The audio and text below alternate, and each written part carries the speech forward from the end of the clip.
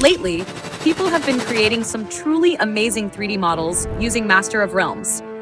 If you're not sure how to print in 3D format using this tool, this tutorial is for you. At the top right corner of the screen, you'll see a print icon.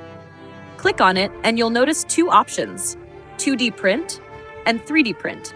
Since we're going with the 3D option, go ahead and click 3D print.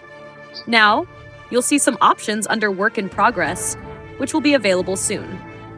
These are available for printing either with your home 3D printer, or if you don't have one, a print-on-demand feature will be available soon. This will allow you to place an order and have the printed tiles delivered right to your doorstep. Next, look for the export option. Click on it to export the file in the available STL format, which is commonly used for 3D printing. You'll then be asked to choose a folder to save your file. It's a good idea to create a new folder for this, to avoid cluttering your downloads or desktop. Once you select the location, your file will begin downloading. Depending on the size of your map, this may take a few moments. And that's it!